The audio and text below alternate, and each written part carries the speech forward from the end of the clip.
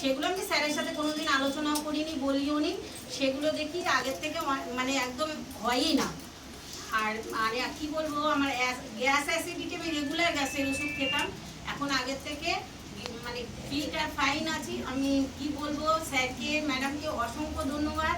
আমি যতদিন পারবো স্যারের সাথে যোগাযোগ রাখবো। মোটামুটি আমি এখন ভেরি ফাইন আছি। আমি এখন ডাক্তারের ওষুধ খাই না। আমি নার্ভের ওষুধ খেতাম, আমি থাইরয়েডের ওষুধ খেতাম, আমি গ্যাসের ওষুধ খেতাম।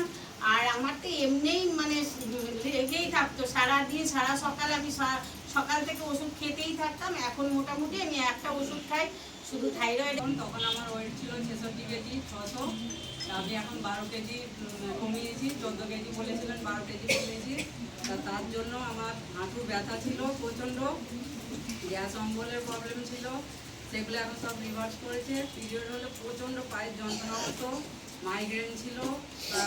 তার জন্য আমি এখানে তো অনেক ডাক্তার দেখিয়েছি, আবার ভেতরেও গেছিলাম 3 বছর, সেখানেও বলেছে আমার নার্ভের মেডিসিন নিতে হবে। সেগুলো এখন সব বন্ধ হয়ে গেছে, মেডিসিন আর নিই না।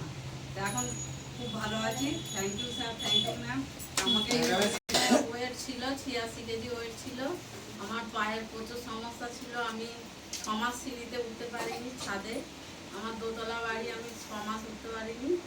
আমার বৌমারাই সব কিছু করে দিত। তারপরে আমার ঠাকুর ওপরে ছিল, নিজে নামিয়ে দিয়েছে আমাকে। তারপরে আমার 10-8টা করে মেডিসিন চলতো, থাইরয়েড। তারপরে অনেক দূরে দূরে বেড়াতে গেছি, আমি 200টা করে সিঁড়ি নিয়েছি, আমার কোনো অসুবিধা হয় না। এখন আমি 2-3 বার ছাদে উঠে না, কিছু হয় না। আর 5টা বেললে বসে পড়তাম চেয়ারে, বারান্দাতেই চেয়ার আর রান্নাঘর সামনাসামনি। তারপরে আমার 5টা হয়ে গেলে আবার গিয়ে বেলতাম, তবে আমি দাঁড়াতে পারতাম না 1 মিনিট। আমার পায়ের প্রচুর সমস্যা ছিল।